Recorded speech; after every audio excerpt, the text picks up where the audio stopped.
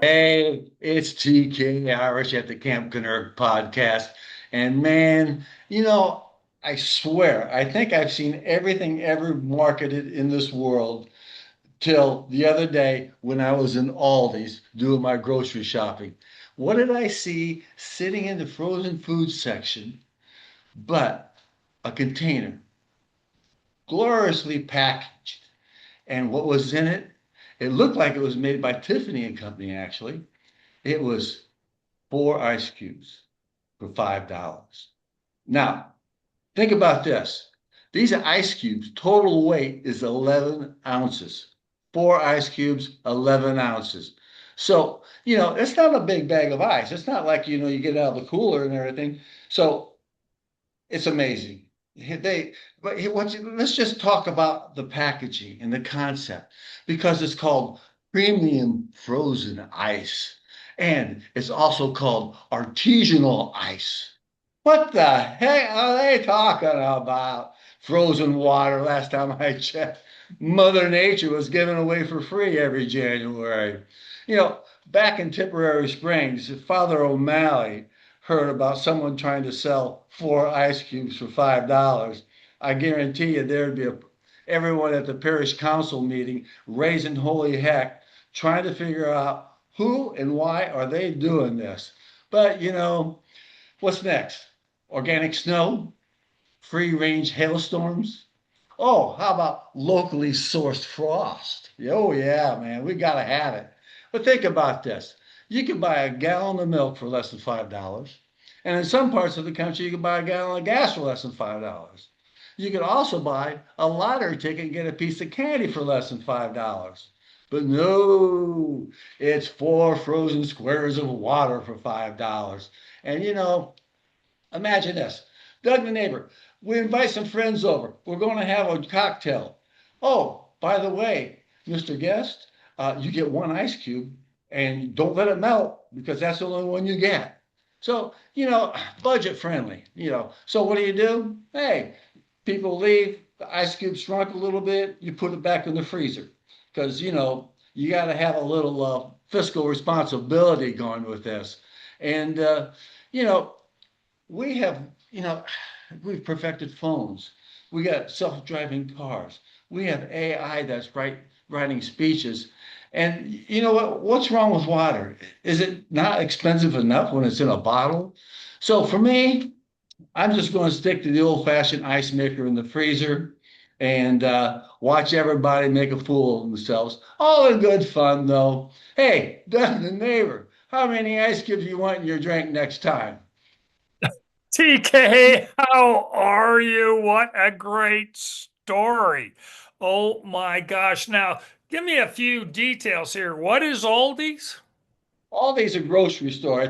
Um, it's originally from Europe, and two brothers started Trader Joe's. Okay, Okay. and they spun off, and so one brother owns Aldi's grocery store, and the other one owns Trader Joe's. So Aldi is has small footprint. Let's say it this way: it's ideal for the budget conscious shopper.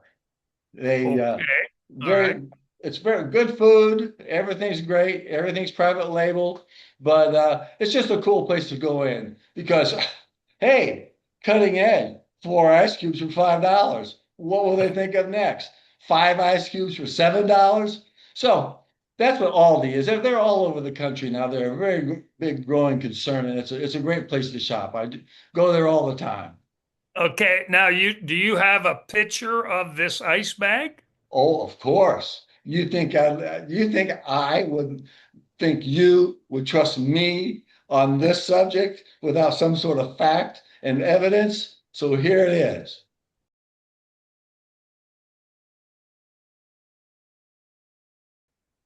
TK, Douglas, and that's the too. fancy packaging.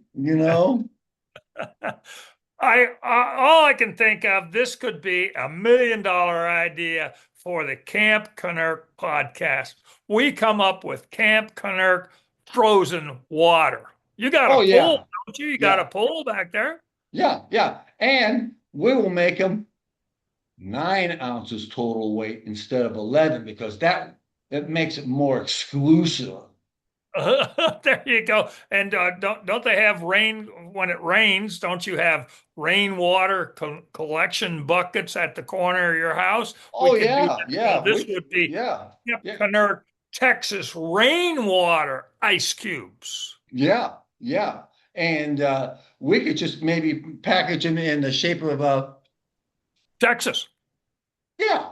Or how about a circle? Hey, let's not confuse things. Oh So, no. When you go to La Quinta and some of the hotels across in Texas, you can get waffles in the shape of Texas. You know that, oh yes, that's right. That's right? right. I just Okay, don't know. I don't know how the shape is going to fit into a glass. make That's it not fit. my concern, is it? Look at these cute ice cubes here. Stick it in your Yeah, glass. You know, yeah, there you yeah. go. How about Just this? grab How it by about Amarillo and just drop it in. how about this? Perfect Christmas gift. You, night before Santa comes down, you put the ice cubes under the tree, so when they come down in the morning, what are they going to find? A puddle of water. Santa Claus did more than eat the cookies. Okay, that is absolutely terrific, but I do see $1 million idea, Camp Kennerk, Texas rainwater, frozen, and I can see millions, Yeah, plastic. and instead of artesian water, it's acid rain water. Oh yeah. Really giving some authenticity. Oh yeah, I like that. I like that all. But it's so good to see you again. And here in Austin, speaking of rain, we have had nothing but rain. And I mean real gushers. And I think the center of Texas is getting whitewashed too, Yeah, so I've seen that down in San Antonio. Yeah, you guys are just getting inundated. yes. And so fortunately here at the Possum Trot Studios, I just look on out and I see the trees and I see the rain and I'm inside. That's a good place to be today. Yeah, and it's a good day too. It's a good day also. Do you have your Dr. Pepper? Get your Got it Dr. right here, buddy. Here we Uh-huh. go. Mhm. Mm. Well, this was Woo! a good day for me because the middle of each month, as you know, I send out boxes of cookies to our service people overseas. Okay. Yes. And I believe your boy, Kevin, the magnificent computer dude, when he was in the Marines, got a few boxes of cookies. Oh yeah. Yes. He made some fast friends in the barracks with that box. And appreciate his service to the country and sending up cookies to to him. And we this is our fifth, but we've been doing it for 5.5 years. That's And great. I take a situation where it was the easiest deal in my life. My neighbor is a retired chef. And I said, hey, you want to make some cookies? And then down the street is a young gal about 14 years old. And I said, hey, you want to make some cookies once a month? And she said, okay. So I pay them to make the cookies. So that's Hmm. real simple. And then I put them in a plastic bag. Where did the plastic bag go? Anyway, the plastic bag is here someplace. And then I put a label on each bag. There's 6 cookies in each bag, Possum Trot Bakery, and put Uh-huh. them in the mail. And then going up to the post office and say hello to Chester or Marion and go get a Dr. Pepper. There you go. Mission of mercy accomplished. And a Dr. Pepper. Well, Hey, there you go. but what's amazing is for some reason, Jojo Bear always knows when it is cookie day. He comes out of the woodwork and wants his share. You So bet, man. He works hard, doing nothing. yeah, and he's getting a little pot belly, just like his owner. Yeah.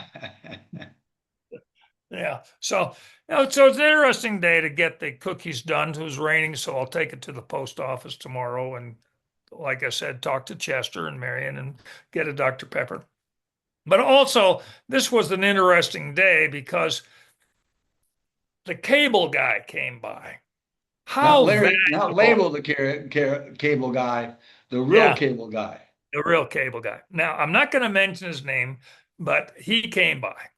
So we are tied to cable, right? So if you got satellite, whatever, but there's always that person, the tech, the geek that's got to come by your house and fix the damn thing. You know, Yes. got to Mhm. fix the damn thing because you're sitting there and all of a sudden it doesn't work. You push the button on the computer, it doesn't work, right? It's just and you push a couple other buttons. You go to try and go to AI. You can't go to AI because it's on the computer and the cable doesn't work, the satellite doesn't work, and you're sitting there lost and you're pushing and you're pushing. You start, restart, and it just drives you nuts. What do you do? Okay, what do you Call the cable guy. call the cable guy? Okay, so cable guy I got in this area is a great guy. He helped me when I moved on in here and made everything good, just did everything perfect and all that sort of stuff. And so I called him on up, and the company, I guess he was in the area, he came here. And so 5 minutes, he takes the remote and he goes like this. And then he goes to the other TV in the front room and he goes like this, like this, like this, all work. 5 minutes. There you go. You I know, was very happy. Okay. Very, very happy. So the question becomes, how much do you tip the cable guy who saves your life? well, remember this. TIP actually stands for to ensure proper service. So you got proper service. Yes, Now you yes. got to ensure you're going to continue getting that proper service. Yes, yes. And so I tend to be a little generous. You and I both worked in the restaurant business, so we lived on tips, so we know all about it. But so I'm throwing this out into the galaxy. How much do you tip the cable guy? And somebody can say, well, he gets paid a lot to do this. And I said, yeah, but I want him to remember me and come back quickly. Oh, and by the way, what's your cell phone number just in case? I don't want to go through that 800 number. And what do we used to call it? Telephone hell? Yeah. Insurance company, healthcare, insurance company, cable Mhm. hell? No, So there's a great question for the universe. How much do you tip the cable guy? Well, let's ask the people in the galaxy to leave a comment Yes. and see what they come up with. Yeah. Yeah. That sounds like a pretty good deal. Now, it gets better. Okay. It gets better. The cable guy's leaving. So I said, thank you very much. I took care of him. And I reach for the door to open the door, and the door handle comes off. Just comes off like that. Just like that, just came off. Just came off just like that. And I go, what the hell? So I had to jiggle and get the thing in there just to open the door to get him out. And I said, thank you very much for coming. Looks like I've got to stay busy. So I call up the landlord, and the landlord says, oh, I can fix it. I said, oh, great. That's perfect. No problem. No problem. So here is what we found. Now, this is only in America. Okay. This is the inside door handle. There's the lock there. Okay. Now there's another lock system so I can shut the door at night, but here's the door handle. Okay. Now on the other side, of course, on the outside is another handle. Okay. That has the key to go into it. So I'm looking at this, and the landlord Mike's looking at it, blah, blah, blah, blah, blah. And he says, oh, that's easy to fix. And I said, okay, all right. He says, I've done this before. Okay, give it a shot. And won't have to pay the locksmith $100. Oh, yeah, okay, okay. Yes. So we disassemble, parts of it in my hand. The bolts come, and the screws or bolts come out. Okay, we get out the screwdriver. All right, we're looking at it, assemble it, just give it the old eyeball first, that sort of stuff, and then line it on up. Now, inside the lock is a place for the screws. See, the screws go in here, you see, and then it grabs another thing with there, so it's all tight. All right. So that's Yes. how. Okay, that's how it works. All right, now I want to show you something. Okay, I'm all eyes. Okay. This is the screw that goes in here. Only got two hands. Okay. So it goes in here. All right, like this. And there's two of them, and that holds the doorknob to the other doorknob into the door. All right. So you got that? Take a look at this. Okay, take a look at this.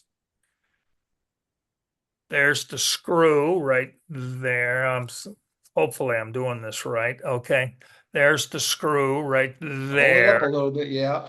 Yeah, okay. Now you take the screwdriver and you screw it on in there.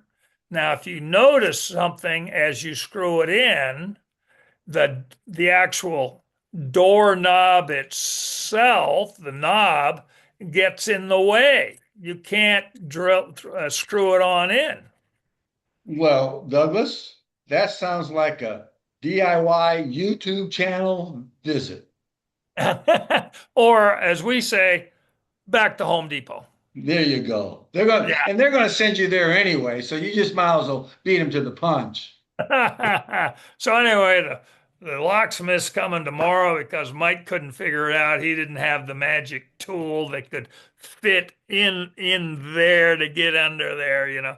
And I'm looking at this and I says, and Mike says, "This is the craziest design ever." And I looked at him and I said, "Mike, haven't you ever figured out how this stuff is designed?" A cute little gal sitting in a design studio, sits on a desk, and she's got little teeny hands, and she designs it to make it look so pretty. Okay. And she doesn't have big, gnarly knuckles and fingers that have to get on their hands on knees to figure this thing out, or on a ladder to install the light bulbs and that sort of stuff. And you've got fat little hands and knuckles, and that's how it's designed. I think you're right on that one, Doug. Yeah. I think you've hit the nail on the head. So I'm saying we could open up a hardware store for big men knuckles, big Camp Kennerk podcast hardware store, big knuckle tools, big Yeah, knuckles, just like they have men's clothing, the extra big extra and tall, large. big Yeah, and extra, tall. yeah, So big. we'll Yeah, have big and fat yeah, finger hardware. yeah. And so here's free advice for $1. You see, this plate right here, since the screw holes are hidden behind the knob, so you can't get your tool, the screwdriver in there. How would we design it? Well, you would make the plate bigger, so you could just screw it on in. Ah, Free good. advice for $1. I Yeah. think you could charge $2 for that one. Now, on the same note, you know that I wrote the lyrics for a song by Huddy Ward and the Pecos Boys called Back to Home Depot, all about the American motto of the DIY guy. What are you doing today? I'm going back to Home Depot. Where'd you come from? I just came from home. Where are you going? Going back tomorrow? Yeah, going back tomorrow. Yeah. That's true. You ask anybody, and if Yeah. they tell you they had a project that did not require at least 3 trips to Home Depot in one afternoon, don't believe them. Don't believe it. Yeah. Just Yeah. walk away. Say you're a Or when they drunken say something, fool. yeah, yeah. Or when they say something like, "We don't go to Home Depot, we go to Lowe's." Same thing. Back to Yeah, Home yeah. Depot. Or Ace Hardware. Back to Ace Hardware. Yeah, you know. So anyway, I wrote the lyrics for Huddy Ward and the Pecos Boys, a country western band, I and remember that. I've heard it. I love the song. it's called Betty Joe. Mhm. Betty Joe is the name of it. It's all about Back to Home Depot. And to our listeners and viewers in the galaxy, you can get this song on the internet, on Spotify, YouTube, Apple. What are the others? Instagram. There's so Oh, many of them. I can't keep track. yeah. So it goes on and on and on. But anyway, after I got all this stuff done, I heard from my cousin Jane the Canuck. Oh Up yeah, in, Jane. It's yeah, cool. Yeah, I heard from her. Her specialty is poetry. She's written a book called Wind of the Land. Hmm. Okay. And it's poetry in the native Canadian native people's language. And it's called Sityunic style poetry. Hmm. Unique poetry from the native they're not Native Americans, they're native language or native Canadians from Newfoundland, the province out in the east there. Okay. And she sent in a poem, and it's just entitled Rain. And I thought it was just very karmic because it was raining like hell today. You So, got more rain down there. You might as well go ahead and start building an ark. yeah, that's about right. Okay, so this is from her book, Wind of the Land by Jane the Canuck. Okay. Rain came, what pain, game lame, nap, fame, main, bane. There you go. So insightful. So insightful. There you go. There you go. TK, that's what I got for today. Play ball. Aaron Gobraw.